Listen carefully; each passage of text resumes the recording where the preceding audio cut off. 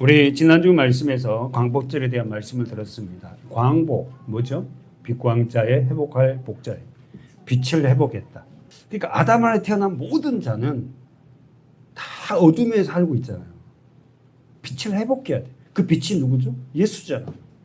그러니까 예수님을 믿지 않으면 자기가 상황이 좋고 환경이 좋아도 그게 어둠인데 어둠인지를 모르고 살아요. 예수가 없이 사는 그게 어둠인데도 뭐 그냥 세상적으로 잘 되고 돈이 많아지고 뭐 높아지고 이러면 잘 됐다고 생각하니 물론 세상적으로 잘 됐겠죠. 진정한 잘 된 것은 그 빛을 회복해야 된다니까.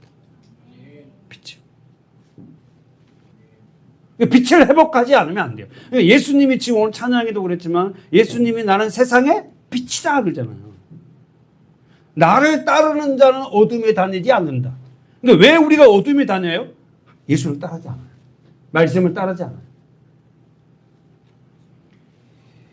교회를 출석하면서도 진정한 기쁨, 진정한 행복을 누리지 못한 까닭은 뭐죠?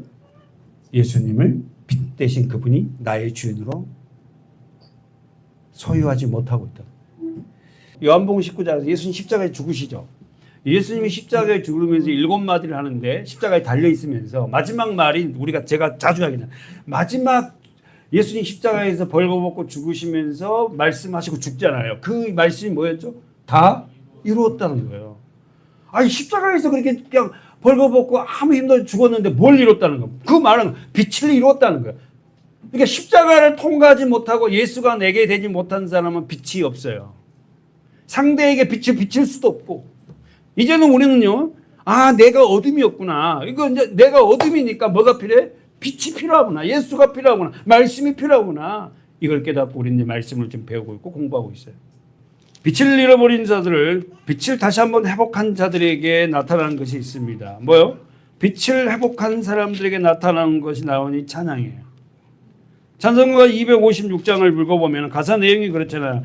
눈을 들어 하늘 보라 어지러운 세상 중에 세상은 전부 다 곳곳마다 상한 영에 뭐라고? 탄식 소리. 이것 때문에 못 살고 저것 때문에 힘들고 이래서 안 되고 저래서 되고 뭐 이게 탄식 소리.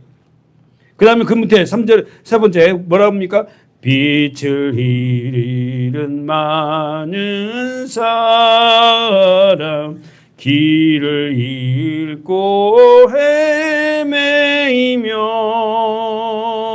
당자처럼 기진하니 믿는 자여 어이할꼬. 우리 보고 묻는 거야. 너도 예전에 빛을 못 알았지 않냐? 그 당자처럼 좀 기진하고 살았지 않느냐? 그 너가 이제 빛을 회복했냐? 너 어떻게 할래?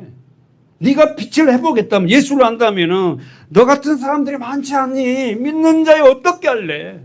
네가 빛으로 인도해야 되고 빛을 비춰야 되지 않느냐 이 말이에요. 사랑하는 여러분, 가장 심각한 것은 자신이 어둠인지 모른다는 거예요. 다시 한번 우리 인생의 가장 심각한 것은 내가 어둠이구나, 내가 죄인이라는 걸 모르는 거예요. 내가 어둠이고 내가 죄인이라는 것을 아는 사람은 그 빛을 어떻게 찾으려고 하잖아. 그렇죠? 가장 심각한 것은 자신이 어둠인지를 모르기 때문에 어떻게 해요? 예수가 필요 없어요. 말씀이 필요 없습니다. 찬양이 필요 없어요. 예배가 필요 없어요. 자기가 어둠인지 아는 자는 그 빛을 어떻게 소유하려고. 그때서 내가 어둠이구나. 내가 이렇게 해서 삶이 끝나면 영원한 그 지옥 세계에서 나는 영원히 죽을 수밖에 없는 존재구나를 알고 빛 대신 그분을 찾게 되고 말씀을 찾게 되고 빛으로 나오게 되고. 근데 문제는 그렇잖아요. 예배 시간에 여러분 설교를 들으면서 여러분 마음이 막 찔리잖아요. 그건 뭐죠? 빛이 우리의 심령을 비치는 거예요. 우리의 어둠을 비치는 거예요. 그러니까 어때는 막 우리 집사님 지금 조금 전에 얘기했더니 부끄러워서 숨기도 하고 꼭 나한테 목사님 설교가 나한테를 향해서 말하는 것 같기도 하고. 아니 제가 하는 게 아니에요. 여러분 심령 안에 어둠을 빛이 비춰내니까 내가 부끄러운 거예요. 내 존재가 드러나니까. 사랑하는 우리 성원학교의 성도 여러분, 우리는 빛 대신 주님을 떠나지 맙시다. 그리고 주님 앞에 주님 떠나가 버리면 난 아무것도 아닌 존재입니다. 나에게 빛을 더 비춰 주시옵소서. 그래서 그 말씀을 성경을 읽기 시작하고 빛의 신 예수 그리스도를 따르기 시작해요. 우리가 지금 3장에서 지금 몇 주를 지금 머무르고 있습니다. 마가복음 보십시오. 예수님의 공생의 기간에 예수님이 소문을 듣고 찾아온 산해드린 공회원들이 와서 예수님한테 말했죠. 마가복음 3장 22절에 예수님을 뭐라고 했다고요? 바알세불을 짓밟고 귀신의 왕이었다. 한번 읽어보세요. 마가복음 3장 22절. 예루살렘에서 내려온 서기관들은 저가 바알세불을 짓밟았다 하며 또 귀신의 왕을 힘입어 귀신을 쫓아낸다 하니 뭐라고 합니까? 예수님을 향하여서 바알세불이라고 마귀죠. 사탄이라고. 두 번째는 귀신의 왕이라고. 사랑하는 여러분, 왜 이렇게 그들은 예수님을 바알세불 귀신의 왕이라고 단정지었어요? 왜 그런 거예요? 딱 한 가지입니다. 자기들이 생각하는 메시아가 아니야. 내가 생각하는 교회, 내가 생각하는 예수, 내가 생각하는 목사가 아니면 당장 배격해버립니다. 회개하라 선포, 회개하라고 죄를 지적하고 막 이런 십자가 이런 목사는 싫다는 거예요. 이런 설교는 싫다는 거예요. 예수 믿으면 잘 되고 예수 믿으면 성성치되고 예수 믿으면 막 높아지고 이런 설교를 좋아하지 우리가 죄인이고 십자가에서 옛사람이 죽어야 된다는 그런 설교를 듣는 사람 다 싫어하는 거예요. 그러나 그 중에서는 어떤 사람은 그래 맞아. 내가 바로 그런 존재지. 내가 죄인이지. 내가 여기에서 빠져나갈 수 있는 길이 예수지. 라고 주님을 붙잡기 시작한 자가 누구예요? 그 소수의 은혜 받은 사람들. 저는 여러분이 모두가 이런 믿음의 사람 되시길 축원합니다. 아멘. 마가복음 3장 다시 한번 보세요. 28절 읽어보십시오. 시작. 내가 진실로 너희에게 이르노니 사하심을 얻되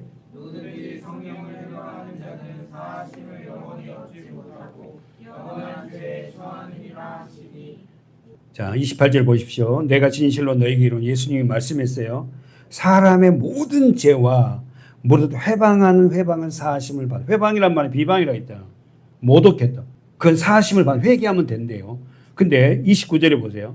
사하심을 얻지 못한 죄가 있어요. 뭐예요?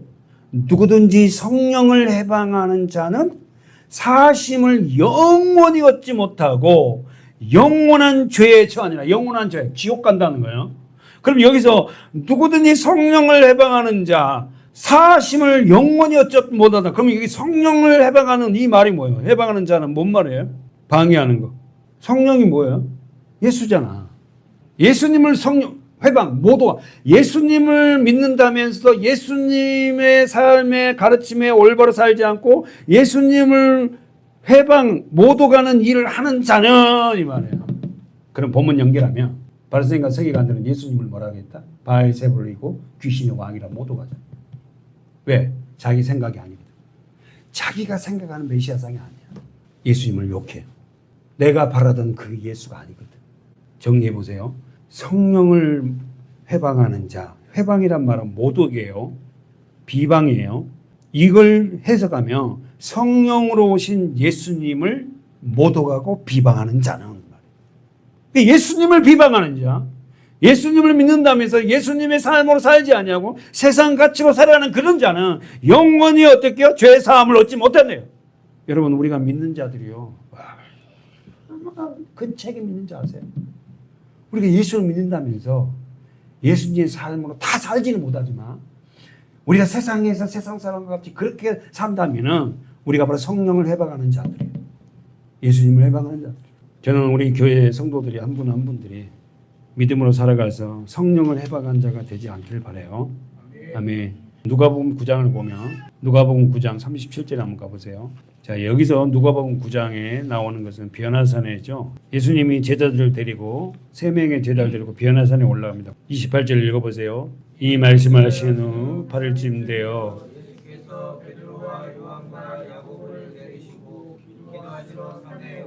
거기서 예수님께서 베드로, 요한, 야고보를 데리고 기도하러 어디로 올라갔어요? 산에 올라갔어요. 그러니까 오늘 우리가 지금 누가복음 지금 9장 읽었잖아요. 이 본문은 뭐냐면 천상의 삶과 변화산 아래의 삶을 지금 보여주고 있어요. 기도하러 산에 올라갔어요. 3명의 제자를 데리고 예수님이. 그리고는 29절에 보니까 기도하실 때에 뭐가 첫 번째 용모가 변화되고 기도하니까 그 옷이 휘어졌고 기도하니까 광채가 나더라. 우리가 하나님 앞에 기도하는 자는 우리의 용모, 얼굴이요, 우리의 삶이요, 변화됩니다. 그러니까 우리가 진짜 주님 앞에 기도하는 삶을 사는 자는 우리의 얼굴이 변화돼요. 예전에 얼굴하고 지금 얼굴하고 제가 좀 다르잖아. 할렐루야. 예전에 얼굴하고 지금 얼굴, 지금 제가 사진을 찍어봐도 좀 달라진 것 같아. 예전에는 정말 그냥 나의 중심, 내 중심적이었고 평안도 없고 어떻게 하면 뭔가 성취하려는 그런 욕구가 있었다면은 지금은 어떻게 제 자신 마음도 편안해요. 그 주님 앞에 기도해요. 그리고 늘 열심히 살려 하고 학생에서 열심히 공부하는 목적이 뭐 하나님 영광으로 해야지. 돈을 번 자는 돈 많이 벌어서 좋은 집을 짓고 뭐 좋은 차를 타서 호의호식하고 남들이 예수 믿으면 교회 다니면 이렇게 잘 된다를 보여주려는 게 아니라 내가 맡겨주신 그 직업이 이게 성직이야, 성직. 직장이 마지못해 돈 버는 게 아니라 그러니까 열심히 할 수밖에 없지. 자, 정리. 변화산 위에서의 일과 변화산 아래의 일을 보르고 있죠. 자, 그래서 어떻게 합니까? 변화산에서 기도로 올라가서 그렇게 용모가 변했는데 보세요. 자, 30절 시작. 문득 모세와 엘리야라. 그 다음에 시작. 영광 중에 나타나서 장차 예수께서 예루살렘에서 출세하실 것을 말씀하시되 베드로와 함께 있는 자들이 군하여 줄다가 아주께로 예수의 영광과 및 함께 선 두 사람을 보더니. 그러면 여러분 성경 보세요. 자, 9장 30절에 문득 두 사람이 예수와 함께 말하니 그 두 사람은 누구다? 모세와 엘리야다. 근데 이 모세와 엘리야가 예수님과 변화산 위에서 말씀한 대화 내용이 뭐다? 31절에. 대화 내용이 주제가 뭐다? 예수께서 예루살렘에서 별세하실 것을 말씀하십니다. 여러분, 지금 모세와 엘리야와 지금 예수님과 대화 내용이 뭐냐면은 별세입니다. 예수님이 예루살렘에서 죽으실 것을 얘기한다고. 우리도 있잖아요. 우리가 진정한 영적 변화산에 올라서 우리가 변화되면은 무슨 얘기예요? 예수님이 얘기합니다. 십자가 얘기를 해요. 우리 주제가 예수 그리스도 그 십자가를 통해서 내가 이렇게 변화됐다고. 예전에 내가 교회를 그렇게 오래 다녔는데 예수 그리스도 십자가를 알지 못했다고. 그냥 개념적인 십자가만 알았지. 근데 이제는 그 십자가를 조금 안다고. 그래서 내가 그 옛사람이 지금 죽어가고 있다고. 별세했다고. 예수님과 제자들과의 대화의 핵심은 예수 그리스도 십자가. 여러분 복음서를 읽어보십시오. 신약성경을. 구약성경 그런 말이 안 나오잖아요. 이렇게 리얼하게. 구약 성약성 전부 다는 이 십자가예요. 십자가.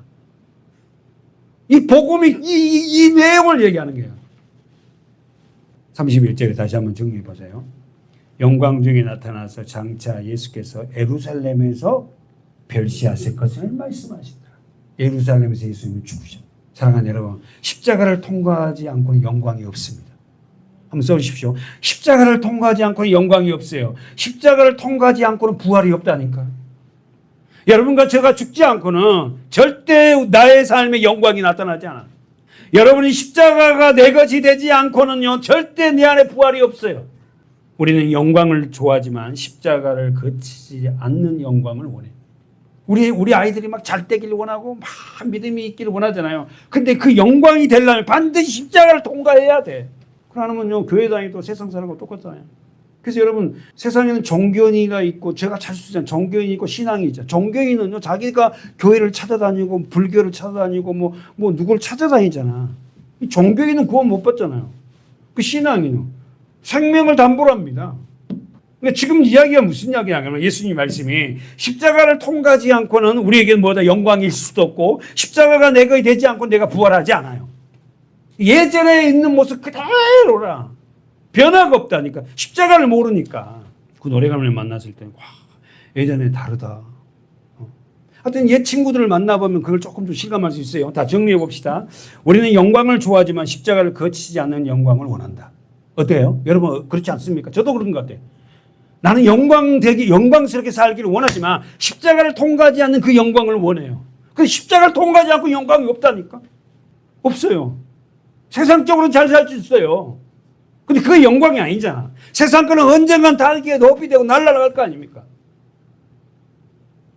그러나 진짜 내 안에 그 십자가가 들어올 때 나의 삶 속에서 나타나는 그 영광. 그리고 그 영광을 우리는 살리고 섬겨서 하나 되는 거 하는 그 모습이 나타나잖아요. 그래서 우리 엄마는 신앙은 이랬다고. 우리 아빠의 신앙은 이랬다고. 우리 아이들 안에 그것이 어떻게 각인되어 있어. 사랑하는 여러분, 우리는 십자가를 통과하지 않고 영광을 원하고 천국을 원합니다. 다시 한번, 십자가를 거치지 않고 영광을 원하고 십자가를 거치지 않고 천국을 소유했다 하고 십자가를 통과하지 않고 구원받았다고 말해요.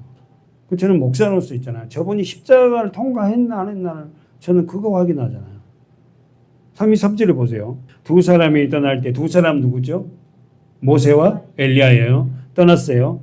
두 사람이 떠날 때 베드로가 예수께 여짜오되 주여 우리가 여기 있는 것이 좋습니다.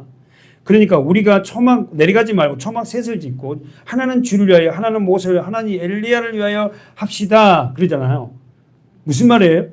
이 말이 뭔 말이에요? 여기서 초막 짓고 삽시다 그러잖아요. 근데 예수님이 안 된다 내려가자는 거예요. 왜요? 십자가를 통과하지 않고 하나님의 나라의 삶을 살 수 없다.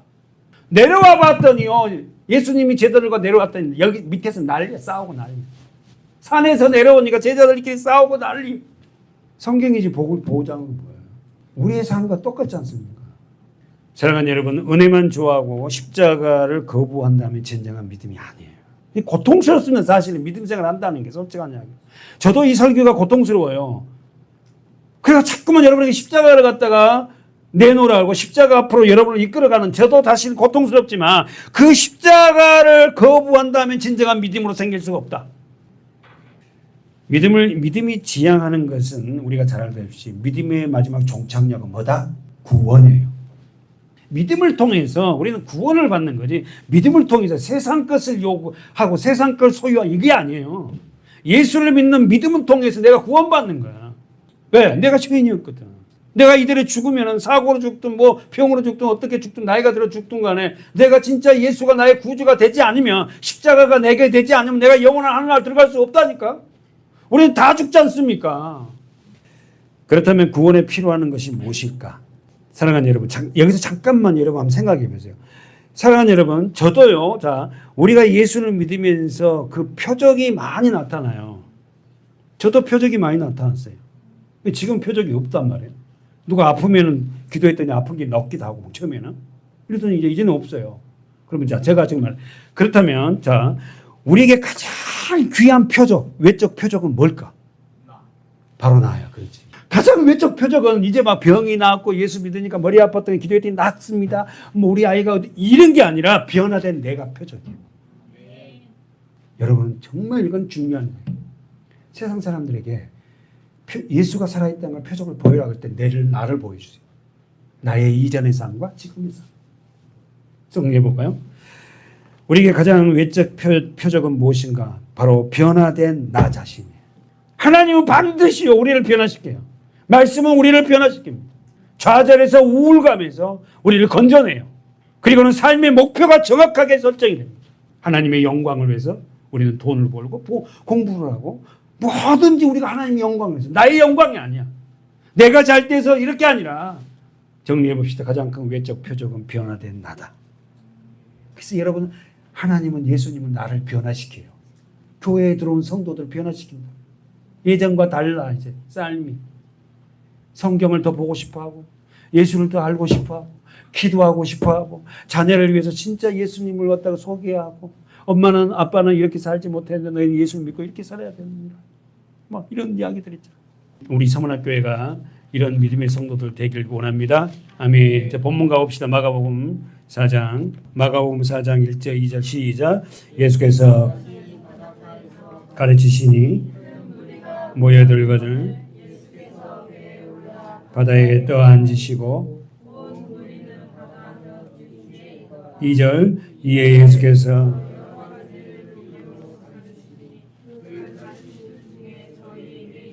아멘. 끝까지. 자, 1절 2절에서 본문의 배경이 어디입니까? 바닷가예요. 여기가 갈릴리 호수잖아요. 갈릴리 호수. 갈릴리 호수인데 바닷가라. 그렇죠? 자, 갈릴리 호수에서 1절 1에서 반복된 단어가 있죠. 뭡니까? 1절 2절에서 반복된 단어가 있죠. 뭡니까? 가르치시니. 1절에서 예수께서 다시 바닷가에서 뭐 했다? 가르쳤어요. 2절에 보세요. 이에 예수께서 여러 가지로 비유로 뭐 했다? 가르치시니 그 가르치는 중에 가르침이 3번 나와요. 예수님의 중점이 뭐냐면은 가르치는 거예요. 그래서 예수님의 3대 사역이 뭐예요? 가르치고. 그 다음에 뭐죠? 회당에서 가르치고. 두 번째는 뭐죠? 병자를 치료하시고. 그 다음에 뭐예요? 복음을 전파하고. 우리가 예수님을 알게 되면 성경을 알고 우리 성경을 우리 자녀들에게 가르치기 시작합니다. 여기에 중점이 돼야 돼요. 성경을 가르쳐야 돼요. 저도 목회 끝나는 그날까지 여러분과 저는 이 성경을 서로가 배우고 가르치고 해야 돼요. 사랑하는 여러분, 왜 예수님은 우리를 가르치죠? 아니, 부모는 자녀들이 가르치잖아요. 너희들 어른들 만나면 이렇게 해라. 그리고 이렇게 가고 또 집에서 성경을 또 아는 부모는 또 성경 말씀하고 애들 가르치잖아요. 이렇게. 이 가르침을 올바로 가정에서 가르침을 받지 못하니까 아이들이 제대로 자라지 못하는. 기독교 집안이라면서도 이걸 다 안 했어. 왜냐하면 자기가 가르침을 받은 적이 없거든. 내가 가르침을 받은 적이 없으니 가르칠 수가 없잖아.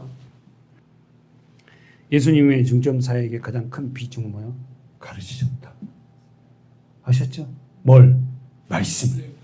어떤 말씀? 성경을 가르쳐. 가르치려면 먼저 배워야 될 거 아닙니까? 그래서 예수님의 제자들을 어떻게? 말씀을 가르치는 거예요. 정리 봅시다. 1절에 보세요. 예수님이 배 위에 올라 앉으신 이유가 뭡니까? 자, 1절에 보세요. 예수께서 다시 바닷가에서 가르치시니 큰 무리가 모여들거늘 예수께서 배에 올라 바다에 떠 앉으시고 온 무리는 바다 겨 육지에 있더라. 그럼 예수님이 어떻게 배 위에 올라 앉으신 이유가 뭐예요? 큰 무리가 모여들. 그러니까 예수님이 많은 무리가 모여들으니까 그 무리들에게 말씀을 가르치려고 환경을 정리하잖아. 자기는 어떻게 해요? 여기가 바다라면 호수라면 호수의 배 위에 앉아 있고 사람들을 이게 육지에 이렇게 앉히는 거야. 그리고 여기서 지금 가르치는 거야. 그럼 여러분 예수님이 배에 지금 있고 사람들이 떠 있어요. 저기 육지에 있어요. 그럼 뭐가 생각나? 노아의 방주. 노아의 방주가 어떻게 해요? 물에 둥둥 떠 있잖아요. 지금 예수님은 그걸 연상케 합니다. 그러면서 뭐랍니까? 예수께서 배에 앉으시고 육지에 있습니다. 그리고는 3절 보세요. 시작. 들으라. 씨 뿌리는 자가 뿌리러 나가서 뿌릴새 더러는 길가에 떨어지며 새들이 와서 먹어버렸고 더러는 흙이 얕은 돌밭에 떨어지며 뭘 뿌렸다는 거예요? 씨. 자, 놓치면 안 돼요. 해가 돋은 후에 타져서 뿌리가 없으므로 말랐고 더러는 가시떨기에 떨어지며 가시가 자라 기운을 막음으로 결실지 못하였고 더러는 좋은 땅에 떨어지며 자라 무성하여 결실하였으니 30배와 60배와 100배가 되었느니라 하시고 또 이르시되 들을 귀 있는 자는 들으라 하시니라. 자, 그러면 여기서 보십시오. 노트 써보세요. 예수님께서 배에 앉아서 큰 무리를 가르칩니다. 3절에서부터 시작해서 우리 9절까지 읽었는데 20절까지는 4장 20절까지는 씨 뿌리는 자의 비유와 해설이에요. 해설. 예수님이 제자들에게 해설까지 다 해줘. 4장 21절에서 25절까지는 등불 비유야. 다 비유네. 등불. 그 세 번째는 26절에서 29절까지는 자라나는 씨앗 비유야. 자라나는 씨앗 비유야. 마지막 30절에서 32절까지는 겨자씨 비유야. 겨자. 자, 그러면 3절에서 9절 말씀 보십시오. 씨 뿌리는 자의 비유를 보십시오. 자, 쓰세요, 여러분. 씨, 생명, 말씀이에요. 그러면 씨를 뿌리는 자는 누구예요? 예수님이에요. 정확하게 성자 예수 그리스도 이렇게. 하나님이신 예수님이 씨를 뿌려요. 씨가 뭐다고? 말씀이에요. 생명이에요. 씨가 떨어져야만이 복숭아 씨가 떨어져야만 복숭아 나무 나오죠. 자, 다시 한번. 씨는 말씀이고 생명이다. 그 지금 여기 보면 보면은 자, 씨가 생명 말씀이 뿌려요. 누가 뿌려요? 예수님이 뿌려요. 지금 여러분 예수님이 여러분의 심정에 지금 말씀을 뿌리고 있어요. 첫 번째 무슨 밭? 4절 보세요. 시작. 뿌릴새 더러는 길가에 떨어지며 새들이 자, 길가에 씨가 떨어졌어요. 자, 언더라인. 길가에 떨어졌어요. 씨가. 5절 읽으세요. 시작. 더러는 흙이 얕은 돌밭에 떨어져. 돌밭에 씨가 떨어졌어요. 세 번째 우리 잘 아는 7절이죠. 어디에 떨어졌어요? 더러는 어디에? 가시떨기에 떨어졌어요. 지금 반복해서 계속 씨가 떨어져요. 그리고는 8절에 우리가 자 8절 읽어보세요. 8절 시작. 더러는 좋은 땅에 떨어지니 다 떨어지네. 그러면 첫 번째 길가에 떨어진 씨, 두 번째 돌밭에 떨어진 씨 5절, 7절에 가시떨기에 떨어진 씨, 8절에 좋은 땅에 떨어진 씨. 길가에 떨어진 씨는 왜 열매를 맺지 못하죠? 새들이 와서 먹어버려요. 말씀이 여러분의 심령에 지금 떨어지는데 씨가 우리 말씀을 뺏어가요. 이 잘하면 안 되거든. 사단은 뺏어간다고. 두 번째 5절에 돌밭에 떨어진 씨는 왜 열매를 못 맺죠? 해가 돋은 후에 타져서 뿌리가 없으므로. 해는 뭐죠? 고난, 역경, 환난 오니까 교회를 안 다닙니다. 예수 안 믿어요. 결국은 그 씨는 떨어졌지만 말씀은 떨어졌지만 그 말씀이 없어져요. 그러니까 사단은 뭐죠? 씨가 말씀이 우리 심령에 떨어지면 안 돼. 말씀을 다 뺏어가는 거야. 자, 세 번째 밭은 무슨 밭? 가시떨기 밭에 떨어졌어요. 근데 가시떨기 밭에 떨어지니까 이게 자라나다 가시가 막 찔러내. 그러니까 이 나무가 씨에서 생명이 쭉쭉쭉쭉 자라나는데 가시가 찔러서 어떻게 뭐라 합니까? 기운을 막음으로 결실치 못한다. 마지막 8절 보십시오. 더러는 좋은 땅에 떨어지면 자라. 자, 언더라인 되어 있죠, 여러분. 자라야 돼. 자라. 무성하여 결실하였으니. 자, 거기까지 언더라인 좀. 자라고 자라는 나무가 무성하여서 결실을 맺게 되어서 30배, 60배, 100배가 되었느니라. 질문. 길가밭, 돌밭, 가시떨기밭, 좋은 땅은 무엇을 의미합니까? 우리들의 마음. 그러면 진짜 여기서 한번 맞춰봐요. 한번. 제가 한번 문제 내볼게요. 열매를 맺지 못한 이유는 무엇입니까? 아니, 열매를 맺을 수 있는 길은 뭐예요? 아니, 길가밭, 돌짝밭, 가시떨기밭은 열매를 못 맺었단 말이야. 근데 옥토밭에 떨어지니까 30배, 60배 열매를 맺었다고. 씨는 뭐야? 생명, 말씀이잖아. 그러면 열매를 맺지 못한 이유, 아니 열매를 맺을 수 있는 길은 뭘까? 3절에서 9절까지에서 답이 나와 있어요. 길가, 돌짝, 가시밭, 좋은 땅인데 왜 좋은 땅만 열매를 맺냐는 거야. 자라고. 말씀으로 한번 말해보세요. 누가? 그러면 자라. 오케이. 이렇게 말해줘야 돼. 틀려도 괜찮아. 그렇지. 와, 정말 대단해. 시작이 3절에 봐봐. 들으라 그랬잖아. 그리고는 9절 봐봐요.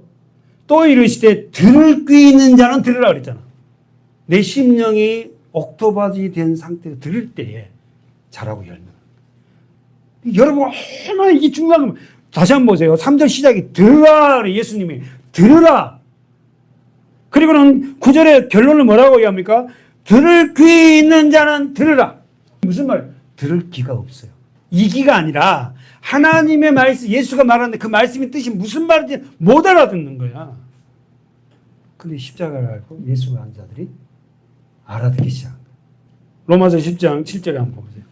그러므로 믿음은 어떻게 난다고? 들음.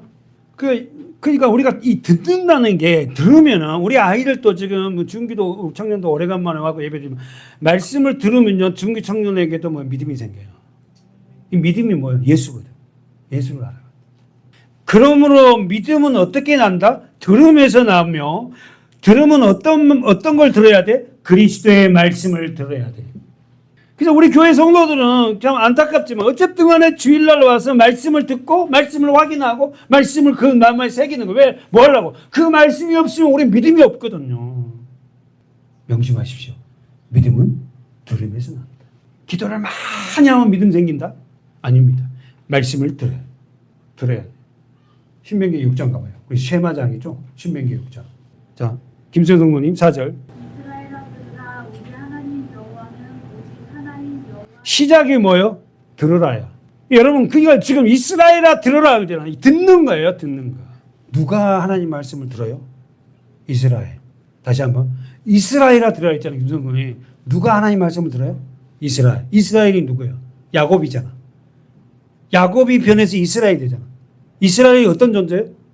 하나님과 겨루어서 내 환도뼈가 깨지고 십자가지 않습니까? 절름발이가 되고, 예, 그 상태에 된 그가 승리자고 말씀을 듣기 시작하는 거야. 그러니까 내가 깨지지 않고 십자가를 만나지 않고 말씀을 절대 안 듣는다는 거야. 이게 말씀이 생명이 안 돼요. 그래서 이스라엘아 들어라. 야곱이었던 저와 여러분이었잖아. 발 뒤꿈치나 잡고 물질 축복해달라. 내 자녀들, 내 모든 거 축복해달라고 했던 야곱이 깨지잖아. 그래서 뭘로 바뀌어? 이스라엘로. 그때 말씀이 듣는 거예요. 그때 말씀을 하나님이 하시고 우리에게. 야곱이었을 때 말씀을 해도 그 말씀이 다 남을 해치고 문자적으로 알고 있는 말씀이었는데 이스라엘이 되고 나서 십자가를 통과하고 나서 내가 뭐가 돼? 진짜 말씀이 생명으로 들려지는 거예요. 씨가 되는 거예요. 생명의 씨가. 요한계시록 보십시오. 요한계시록 2장 7절 말씀. 귀 있는 자는 성령이 교회들에게 하시는 말씀을 들을지어다. 언제나 있죠. 말씀을 들을지어다. 누가 하나님 말씀을 들어요? 귀 있는 자. 그러니까 이기가 아니잖아. 우리가 지금 보고 있는 이기가 아니라 들을 귀 있는 자. 다시 말해서 우리가 뭐죠? 물과 성령으로 거듭난 자. 우리가 지금 설교 중에 계속 보고 우리가 야곱에서 이스라엘로 바뀐 자. 환도뼈가 깨지고 정말 지팡이를 의지해야만이 걸 수 있는 그런 자가 뭐요? 말씀을 듣기 시작한다고. 그 이전은요. 말씀 안 듣습니다. 다시 한번 종로부문 다시 한번 요한계시록 2장 7절. 귀 있는 자는 성령이 교회들에게 하시는 말씀을 들을지어다. 이기는 그에게는 내가 하나님의 낙원에 있는 생명나무의 과실을 주어 먹게 하리라. 할렐루야. 저 귀 있는 자. 다시 말해서 이걸 여러분 정리하면 들을 수 있는 귀가 있는 자. 여러분 성경을 갖다가 누구한테 읽혀준다고 그 사람이 듣습니까? 안 듣습니다. 못 알아들어요. 그러나 이제는 우리는 들을 귀가 생긴 자들이에요. 십자가를 알았거든. 예수를 알았거든. 그리고는 자, 들을 귀 있는 자는 들어라. 뭐라고? 성령이 교회에게 하시는 말씀을 들으라. 성령 하나님은 누구에게 말씀한다? 교회. 성령 하나님은 누구에게 말씀하신다? 지우야? 교회. 교회가 뭐예요? 이게 지금 우리가 지금 교회입니까? 응. 이것도 지금 무용교회잖아. 교회가 누구예요? 내가 교회잖아요. 내가 내 삶의 주인이 예수 그리스도 하나님이라고 고백한 자가 교회잖아요. 여러분 교회는 그렇게 많지 않습니다. 내가 내 삶의 내가 주인이지. 자 다시 한번 보면은 다시 한번 2장 7절에 보면 귀 있는 자는 들을 귀 있는 자는 성령이 교회들에게 하시는 말씀을 듣긴다. 이제는 저와 여러분이 교회가 됐잖아요. 예수가 나의 삶의 주인이 되었어요. 그래서 말씀이 이제 들려요. 그러면서 뭐라 합니까? 이기는 그에게는 내가 하나님의 낙원에 있는 낙원, 정원, 정국이죠. 생명나무의 과실을 주어 먹게 하리라. 귀 있는 자가 말씀을 들을 수 있고 말씀을 들은 그들은 어떻게 된다? 이긴다. 그렇지. 승리한다. 다시 한번 자, 귀 있는 자는 말씀을 들어요. 하나님 말씀을 들으는 자들은 첫 번째 뭐 한다? 이긴다. 말씀이 없으니까 우리가 승리하지 못하잖아. 내 자신도 내가 못 이겨요. 내 욕구대로 산다고. 내 안에 말씀이 있으면 말씀을 따라 순종한단 말입니다.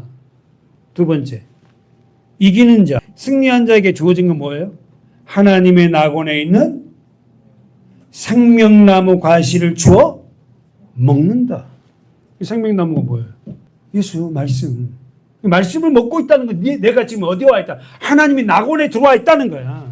하나님의 낙원에 들어오지 않으면 생명나무 말씀이요 꿀송이처럼 달지 않아. 사랑하는 여러분, 말씀을 정리 한번 해볼게요. 하나님이 보시는 것은 우리가 교회 생활을 얼마나 오래 했느냐, 그리고는 얼마나 많은 성경 지식이 있냐를 보지 않아요. 다시 한번, 하나님이 보시는 것은 내가 몇 대 신앙이고 내가 교회를 얼마나 오래 다녔고 교회 생활을 이런 걸 보이지 않아요. 너는 하나님의 말씀을 먹고 있느냐. 결국 하나님의 말씀을 먹는 자에게는 결론이 계시록 2장 7절에 뭡니까? 생명나무 과실 열매를 먹어요. 그러면 여러분 제가 이제 오늘 설교의 마지막은 뭐냐면은 반드시 우리 안에 열매가 있어야 된다. 열매가 있는 자는 어떤 자다? 귀가 있는 자고 2장 7절 말씀을 하면 교회가 되어서 말씀을 듣기 시작하고 그 말씀을 들은 자들에게는 삶에 이기고 그 이기는 자에게 결과적으로 뭐다? 하나님의 천국 낙원에 있는 정원에 있는 생명나무 예수 그리스도죠. 과실은 말씀을 열매를 먹기 시작. 맺히기 시작. 여러분 그러면은 여러분 정리. 여러분에게 과연 열매 있습니까? 열매가 없다는 건 뭐 이 과정이 없다는 거잖아요. 마태복음 7장에 가보세요. 자, 열매, 우선 7장 17절.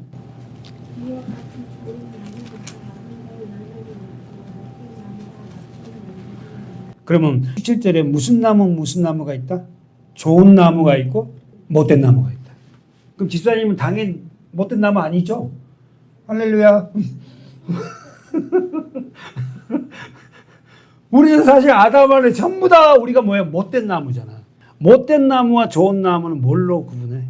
열매. 다시 한번 집사님 한번 읽어주실래요? 17절. 이와 같이 좋은 나무마다 아름다운 열매를 맺고 못된 나무가 나쁜 열매를 맺고. 됐죠? 아, 내가 좋은 나무다 못된 나무다를 뭘로 분별한다? 열매. 근데 아름다운 열매, 나쁜 열매. 이 아름다움이 예수잖아. 아름다우신 분은 예수밖에 없잖아요. 그러니까 여러분, 이제 됐어요. 내가 하나님의 낙원에 들어와 있고 구원을 받은 자에게는 반드시 뭐가 있다? 열매가 있다. 사랑과 희락과 화평과 온유와 절제와 이렇게 쭉 나오잖아. 이런 열매들이 나한테 있는 거죠. 주님을 사랑하게 돼. 그리고 나를 사랑한다니까. 내가 십자가에서 구원받은 나를 너무 소중한 존재야. 18절까지 집사님 마무리 해봅시다. 좋은 나무가 나쁜 열매를 맺을 수 없고 못된 나무가 아름다운 열매를 없느니라. 그렇지. 그러니까 우리가 좋은 나무, 그 예수 그리스도가 주인 되어 살아가는 자, 그 자는 당연히 하나님의 말씀을 우리가 먹음으로 나쁜 열매를 맺을 수가 없다. 우리는 모두가 예전에는 못된 나무였지만, 나쁜 나무였지만, 나쁜 열매를 맺었지만, 지금은 좋은 나무가 되어서 무슨 열매? 아름다운 열매를 맺는다. 찬양 아름답다 예수여. 우리 성장시간 때 부르잖아요. 집사님 막 울면서 그냥 의미도 모르고 막 아름답다 예수여 나의 좋은 친구 막 그러잖아요. 뭐 감정이 또 너무 울려 나를. 감정에 막 울었지 진짜 그 예수 그리스도 십자가를 통하여서 그 아름다운 열매를 내게 주시는 그 하나님 그걸 막 생각하고 운 적이 별로 없었던 것 같아요. 19절 유상현 집사님 20절까지 한번 읽어보십시오. 아름다운 열매를 맺지 아니하는 나무마다 찍혀 불에 번지우는 지옥 간다 이 말이요. 그리고 이러므로 그의 열매로 그들을 알리라. 그러면 17절부터 지금 집사님 두 분이 20절까지 읽었어요. 17절부터 20절까지 반복된 단어가 뭐예요? 열매입니다. 열매. 핵심이 뭐냐면 열매. 열매가 몇 번 나와요? 17절에서 20절까지 6번 나오죠. 그 정도로 지금 주님이 뭐냐면 열매로 그 나무를 알고 열매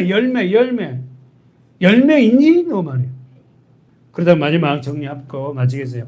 좋은 나무인지 나쁜 나무, 못된 나무인지를 무엇으로 아는가? 20절. 하나님 20절. 이러므로 그의 열매로 그들을 알리라. 하나님 다시 한번 이러므로 그의 열매로 너를 안다.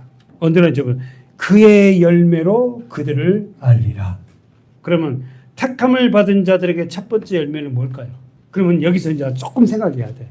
자, 마지막이니까 택한 자녀들에게 열매가 맺기 위해서 여러 가지가 있는데 그 열매는 뭘까?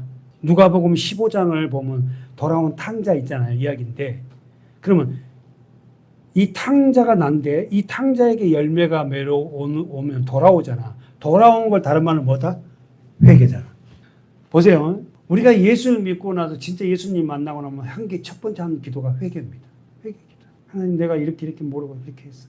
지금도 저는 회개 기도도 하지만 그러니까 그 첫 번째 하나님이 우리에게 열매를 주는데 뭐냐? 회개의 열매. 그리고 나서 회개의 열매가 끝나고 우리에게 진정한 어떻게 아름다운 열매들이 맺히기 시작. 기도하겠습니다.